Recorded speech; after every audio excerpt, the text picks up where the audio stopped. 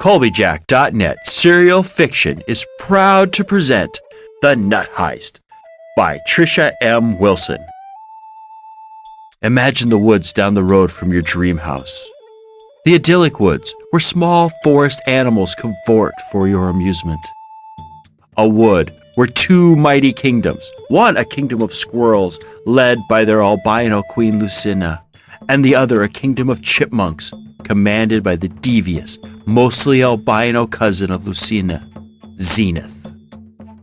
On the surface, it seems peaceful, but beneath the surface runs a war for the hearts and minds of the squirrels of Aquerna. Join us now in the forests of Neverwhere, about a never when ago, for The Nut Heist.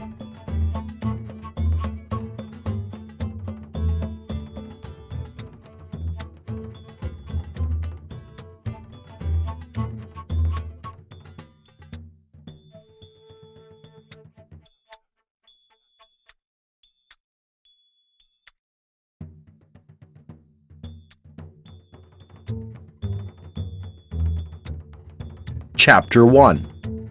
Giant Problems.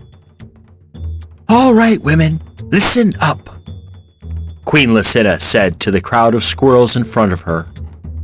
Lucina, the albino queen of Aquerna, paced in front of her troops on a tree stump.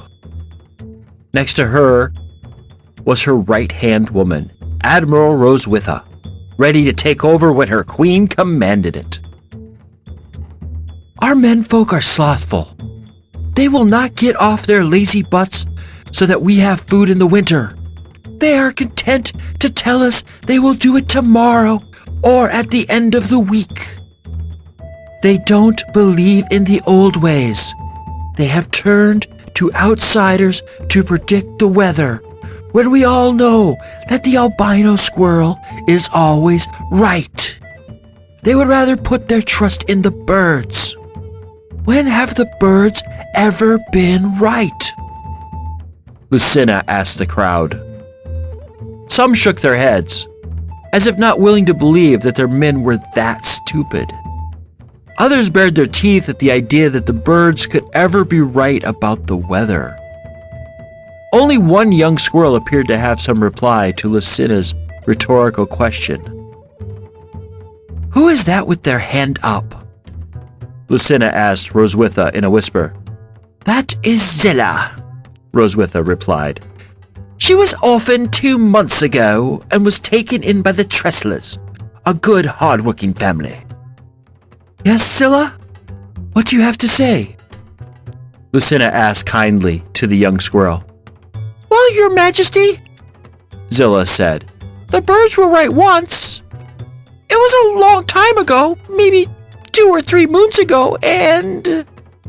Shh, Zilla's surrogate mother said. The queen wasn't looking for a response to a question. While the birds may be right every once in a while, the queen is, and has always been, right concerning the weather. Exactly like her father, the great King Evander. I'll tell you about him later. Now be quiet and listen to what the queen has to say. Yes, ma'am, Zilla mumbled, looking at her feet. Don't worry, Zilla. It's all right to say what you believe, isn't it, women? Roswitha asked the women in attendance. They cheered as she said, Where would we be if we still did everything the men said we were supposed to do? We would still be...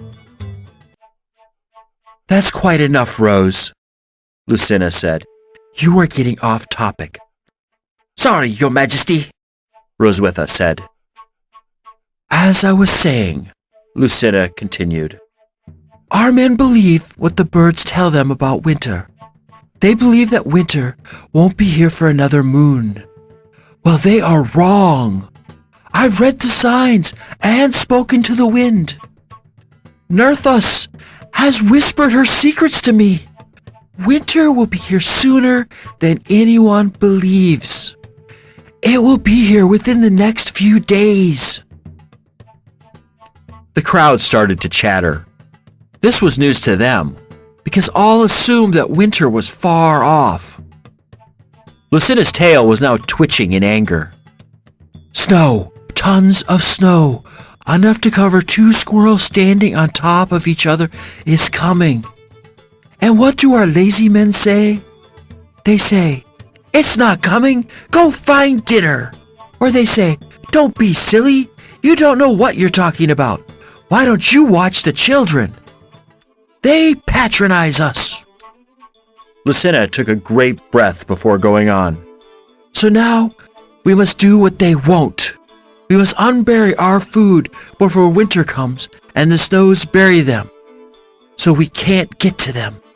We must do the heavy lifting that for generations the men have done. Do what they are too lazy to do today, for tomorrow will bring more snow than they are prepared for. Like all good women before us, including my mother, the great Queen Laverna, we must do what the men aren't willing to do. We must protect our families from hunger and famine, or else when winter does hit, we will starve.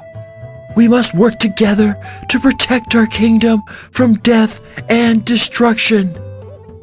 Who's with me? A great cheer went up from the crowd. The women of Aquerna felt moved by their queen's words. Some wept into their tails, while others were ready to die in the name of their queen. All felt disgust for their men. This great need to find our food is why you've been summoned here today.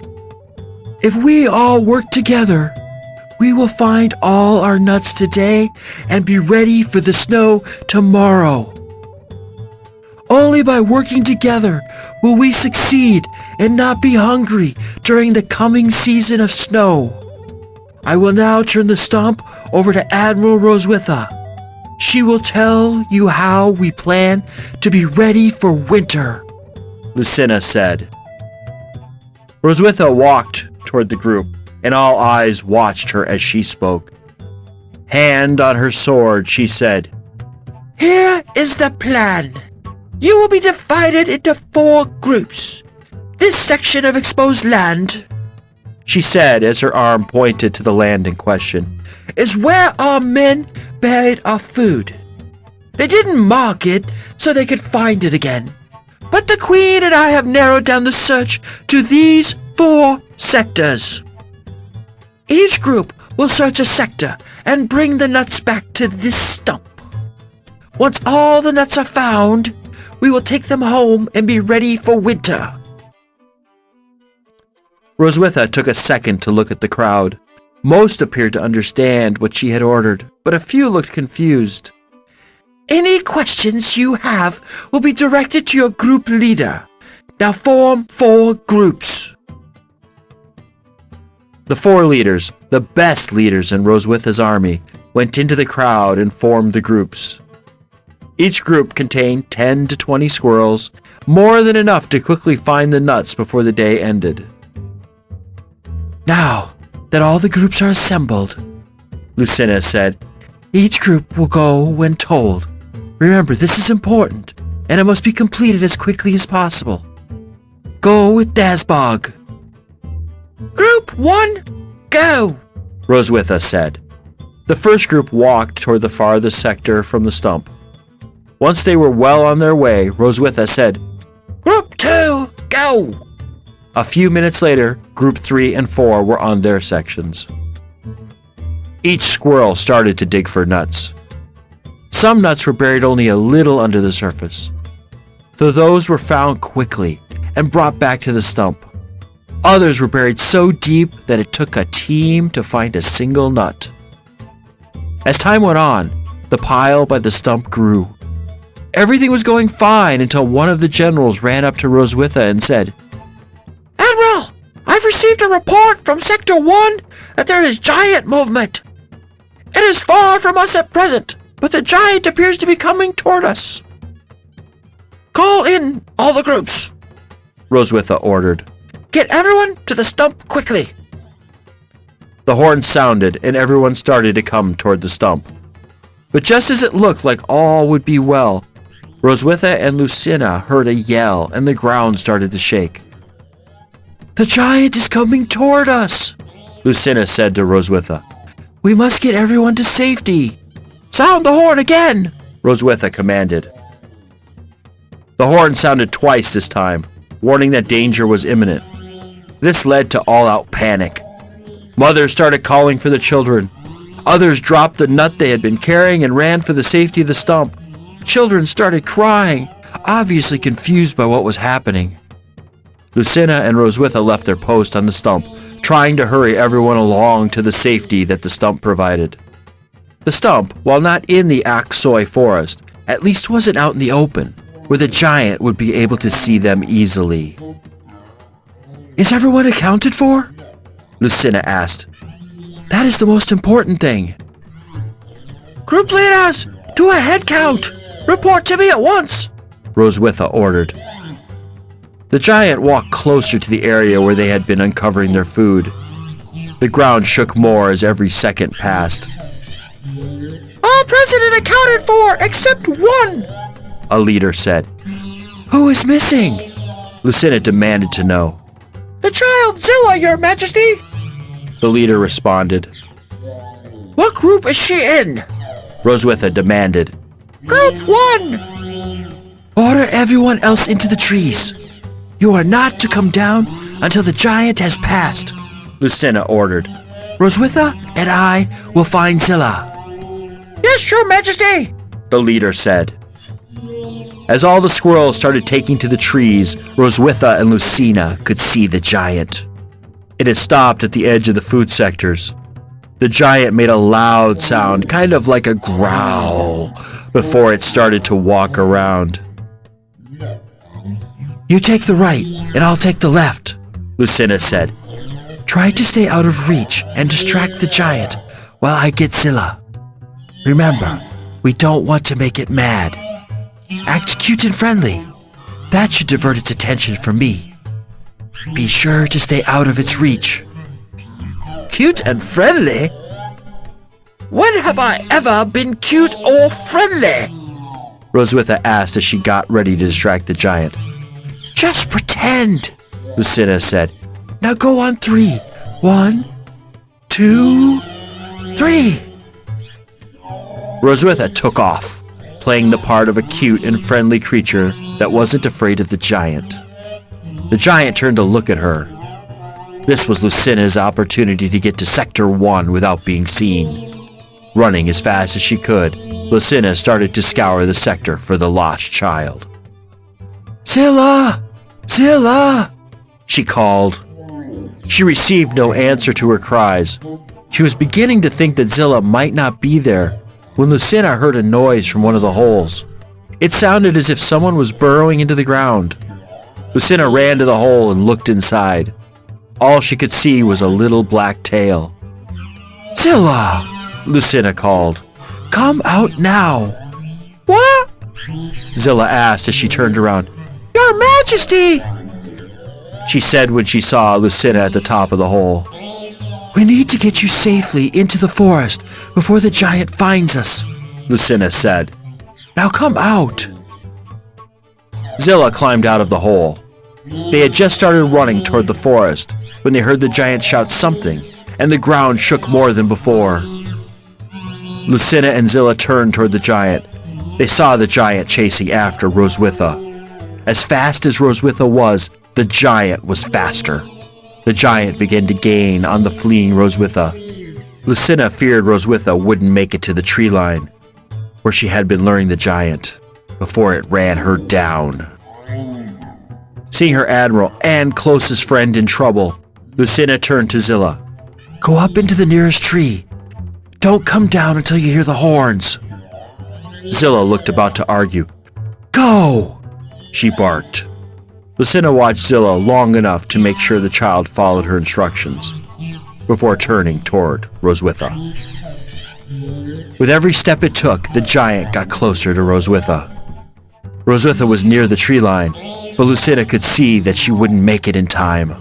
Quickly assessing the situation, Lucina realized that the only way to save Roswitha was to distract the guard herself. Lucina ran toward the pair, looking for a way to distract the monster. Then she saw a water fountain. This water fountain was not well constructed, looking easy to overturn.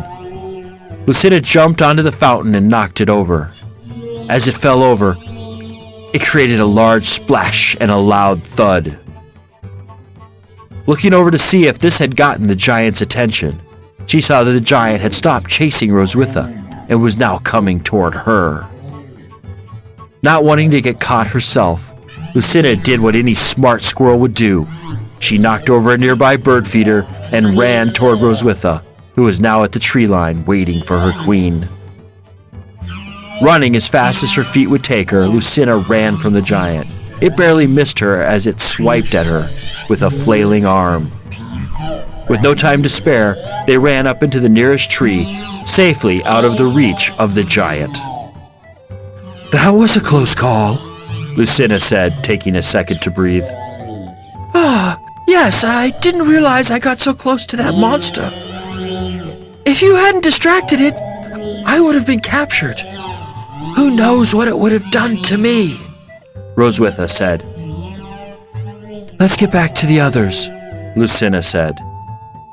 Taking to the trees because they didn't want to anger the giant any more than they had, Roswitha and Lucina hopped from branch to branch, tree to tree, until they reached the trees populated by the women of Aquerna. Gather the leaders of the 4 groups and find out if anyone is injured. Then report back to me, Lucina ordered Roswitha. I also want to talk to Zilla, so find her and her guardian. Bring them to me. Yes, your majesty, Roswitha said. Pulling a little golden horn from her belt, she blew it, summoning the leaders to her. After talking to them for a few minutes, Roswitha returned to Lucina and said, No injuries. The children were frightened, but everyone is safe. The leader of Group 1 is searching for Zilla and her guardian. They should be here in a bit. Good, Lucina said. She scanned the area where they had been digging for nuts. It looks like most of the nuts have been found, doesn't it? Yes, Roswitha said. We should have more than enough for the winter. If we don't, we'll make the men find the rest. At that moment, Zilla and her surrogate mother arrived. You wanted to talk to us, Your Majesty?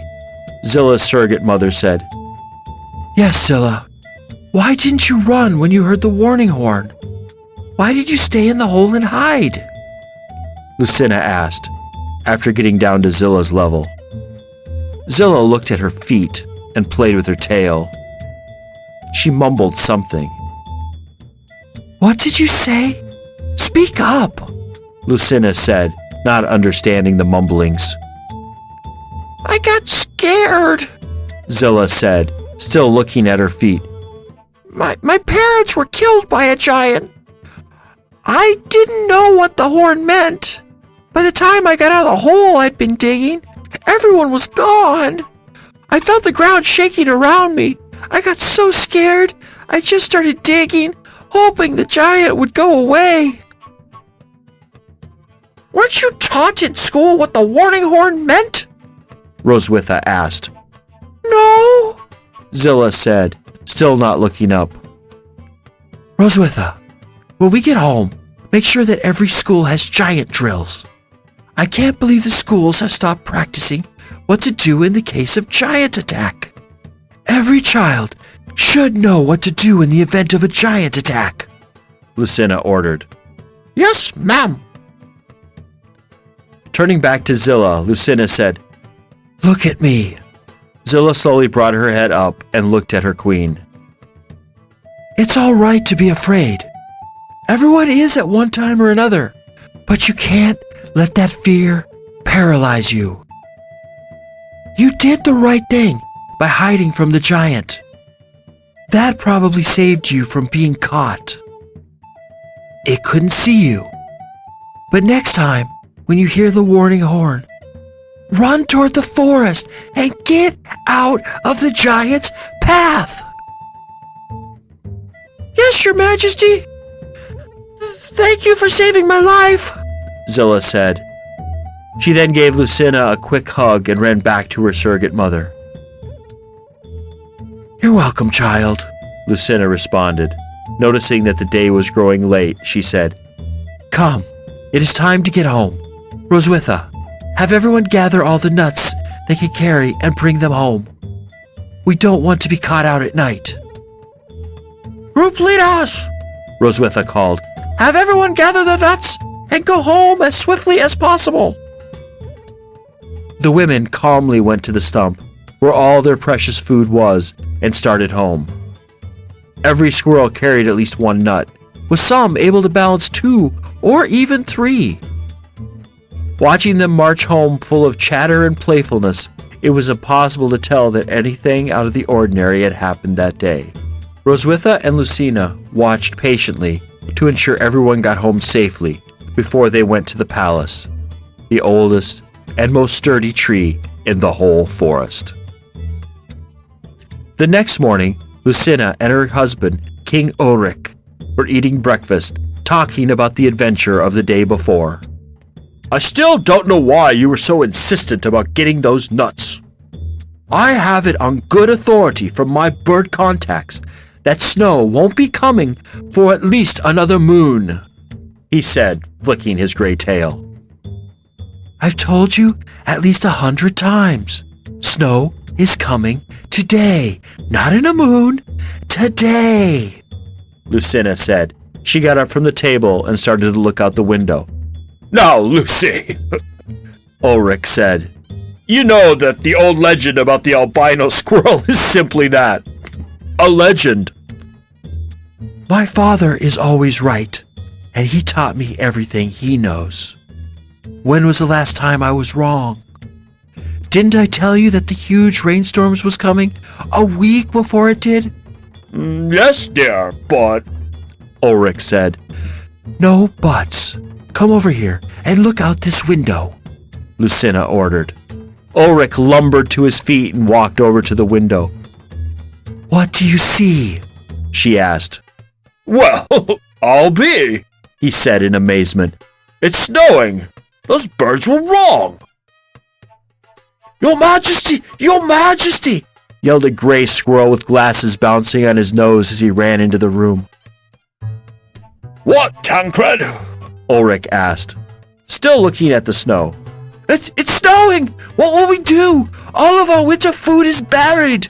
We shall all starve to death. We might have to turn into cannibals in order to survive, Tancred said, starting to hyperventilate. We won't starve, and we certainly won't turn into cannibals, Lucina said. My women gathered all the winter food yesterday. Like the great Dazbog, Tancred said, collapsing in a chair. Lucina looked at her husband and said, The albino squirrel is always right. Birds know nothing of the weather, while the great Beza has gifted me and my fellow albino squirrels with the power to talk to the wind and read the signs. Always trust in me, my husband, as I do you, or next time I may not be so forgiving. Yes, my dear, Ulrich said. Never again will I trust anyone but you to predict the weather for me. Good, Lucina said, turning back to watch the beautiful snowflakes fall to the ground.